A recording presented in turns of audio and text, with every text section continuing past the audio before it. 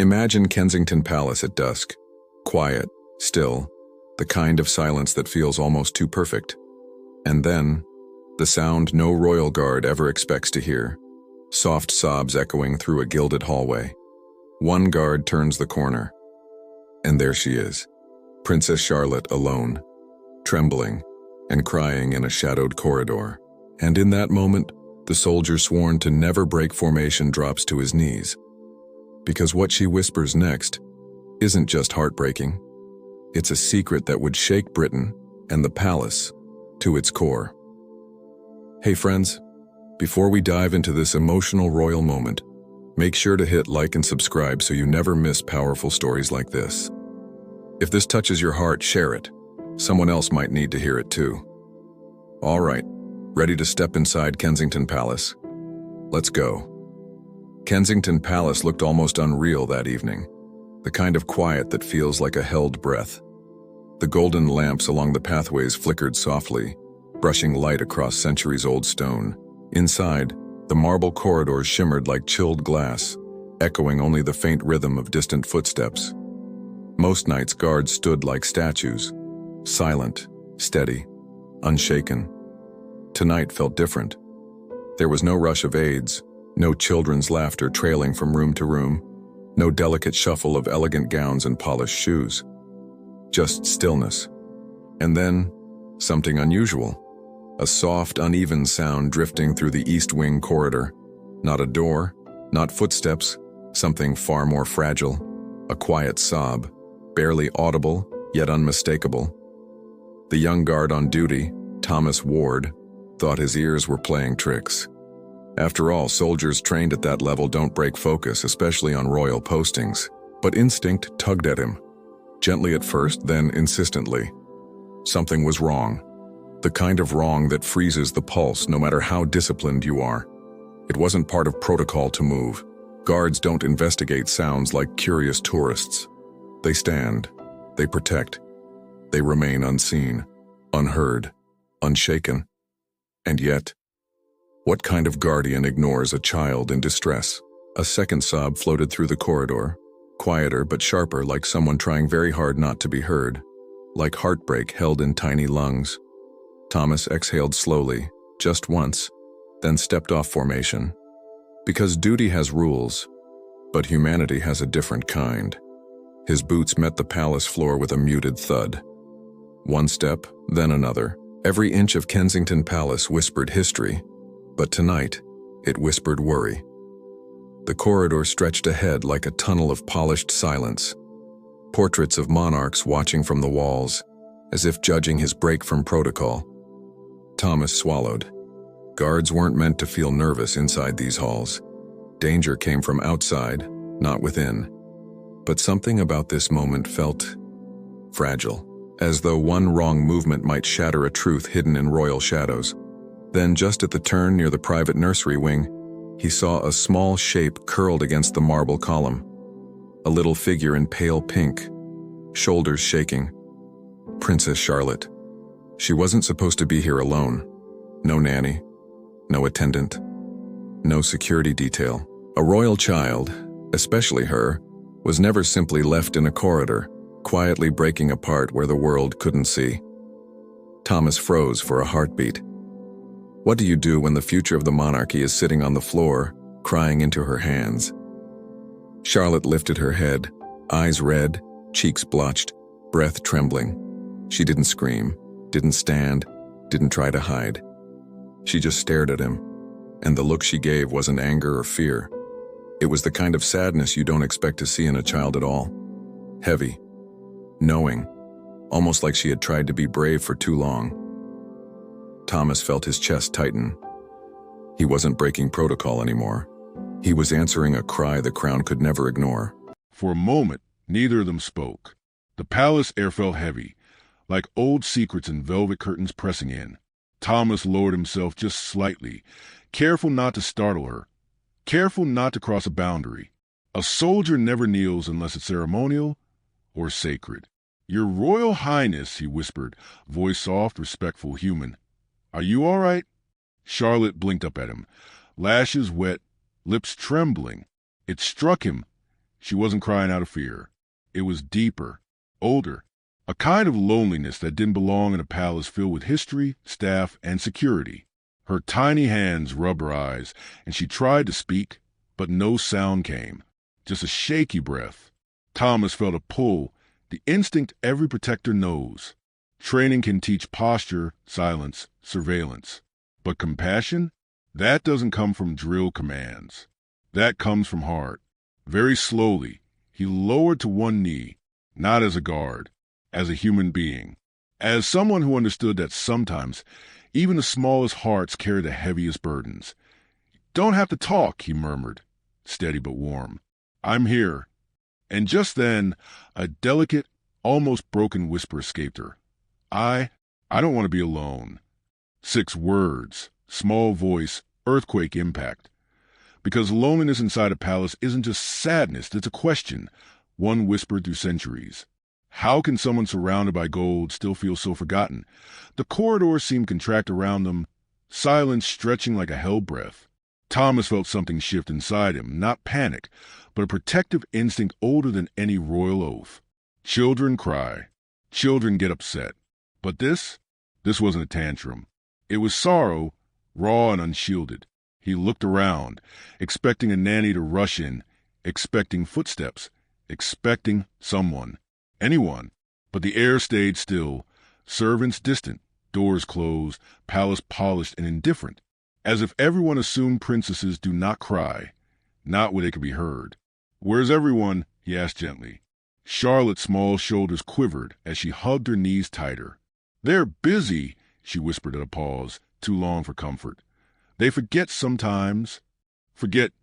The word hit harder than any order barked on parade grounds. Thomas felt his breath catch. Royals are watched, managed, protected, scrutinized, but forgotten? A child? That thought didn't belong in this world of ceremony and cameras and perfectly curated smiles. He leaned in a little, voice steady. "You're not forgotten right now. I promise." Charlotte lifted her gaze, and something in it flickered. A spark of relief, a fragile trust forming like frost on glass. In a palace built to protect its own, a lone guard had become the one anchor in her storm. And as the faint sounds of distant chatter drifted from another wing, oblivious, routine, careless, Thomas realized something quietly life-changing. Sometimes the greatest duty isn't guarding a throne. It's seeing the human behind it. Thomas could almost hear his training sergeant's voice echoing in the back of his mind. A guard does not intervene unless there is a physical threat. A guard does not speak unless spoken to. A guard does not bend, break, or blur the line between duty and emotion. Yet here he was, kneeling before a child who would one day hold influence over a kingdom, and realizing that no rulebook had prepared him for this moment.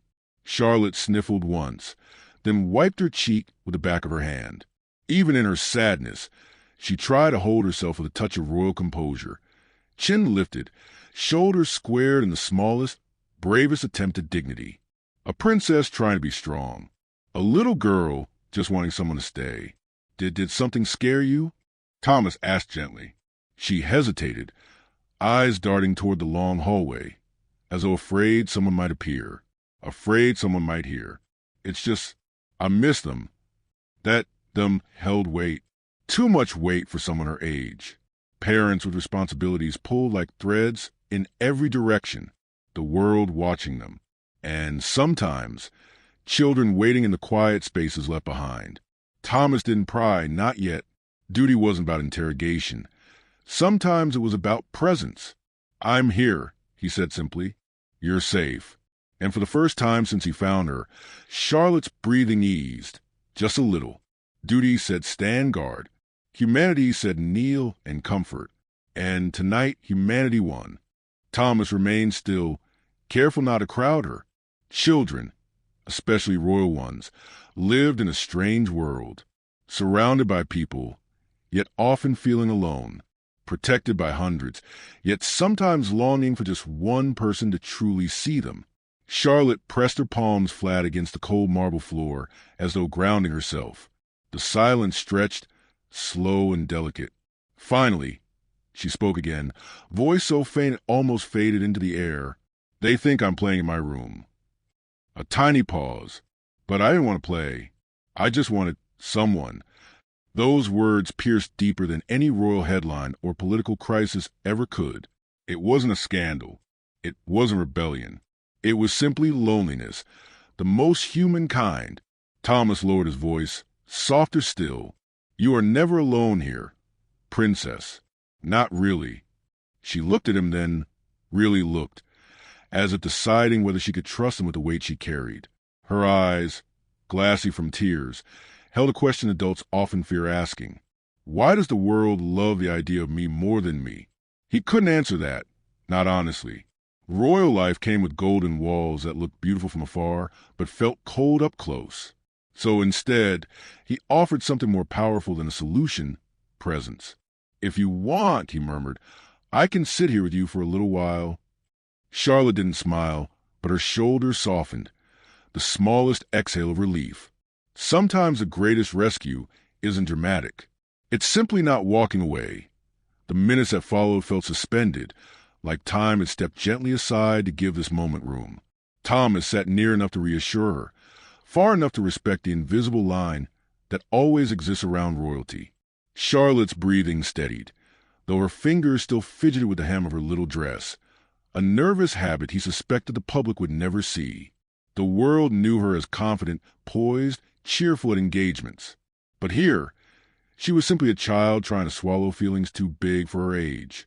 A distant clock chimed somewhere deeper in the palace, a soft reminder that time was still ticking, that protocol still existed, that eventually someone would notice.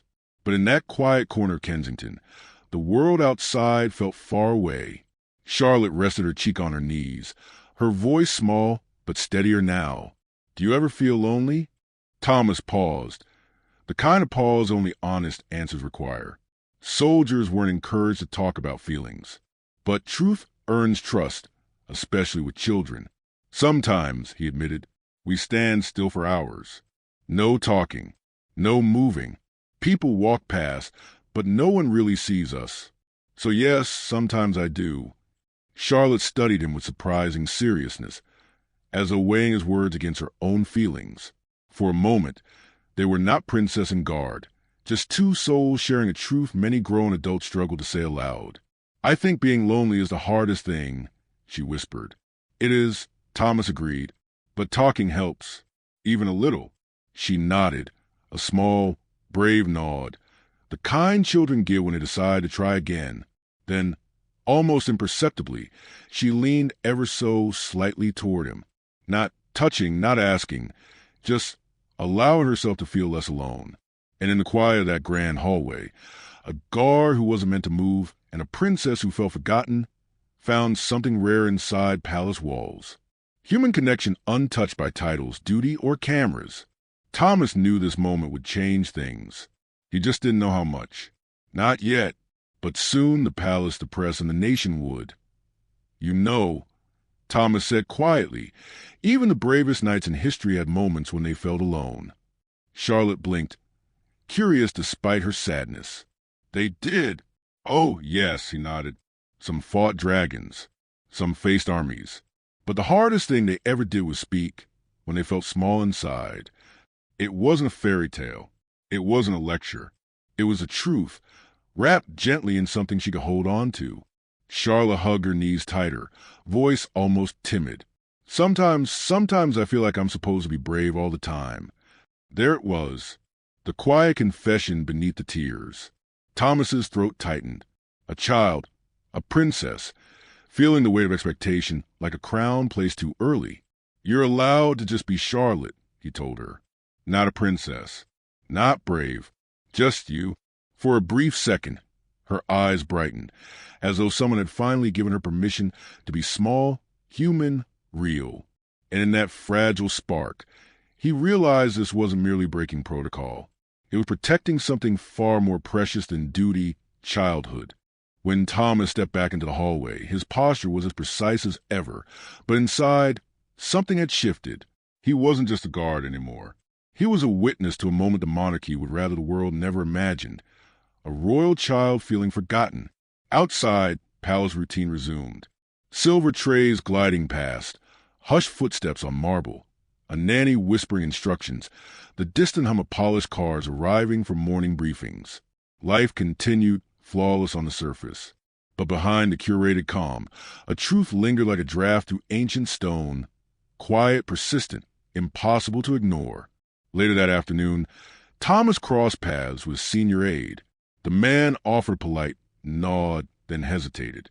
"Officer Ward," he murmured, tone low, respectful. "Your attentiveness last night did not go unnoticed." Not praise, not criticism. A message layered between duty and gratitude. Proof that someone inside these walls understood what happened mattered. Somewhere deeper in the palace, voices floated faintly. Advisors, schedules, engagements, strategy. All the machinery that keeps royalty polished and presentable. Yet the memory of Charlotte on the floor whispered louder than all of it. A palace can manage headlines. It can shield tradition. It can choreograph perfection for cameras and crowds. But even the crown cannot silence the human heart. Not forever. And Thomas knew one thing now with absolute certainty. If a single moment with a crying princess could stir this much quiet movement inside Kensington, then when the truth finally reached the world, it wouldn't just be a story. It would be a reckoning. Sunlight spilled across London like gold dust the morning the truth finally slipped beyond palace walls. At first, it was nothing more than a whisper, a murmured comment from a staff member, a quiet observation overheard by someone who shouldn't have been listening. A royal child alone in a corridor, crying. In any other family, it might have been a sad moment, a private concern. But this wasn't just any child. This was Princess Charlotte of Wales, beloved, bright-eyed, the little girl the public adored for her confidence and charm. And suddenly, the world asked a question usually reserved for fairy tales gone wrong. Can loneliness hide behind royal gates? The story didn't explode. It simmered. A journalist's group chat. A royal watcher's subtle tweet. Then a tabloid headline carefully worded to raise questions without accusation. Unsettling rumors from Kensington. Concern for a young princess? Inside the palace, phones buzzed. Advisors frowned. Press secretaries convened. Silence is elegant until it begins to crack. And this time, the cracks were made not by scandal, but by sympathy. Meanwhile, Thomas stood at his post as if nothing had changed. Eyes forward, chin lifted, uniform immaculate. But deep inside, he felt the shift, the tremor, the moment where truth begins to breathe. He had not spoken a word. He didn't need to. Sometimes the most powerful stories are not told. They are simply felt by a nation ready to understand them.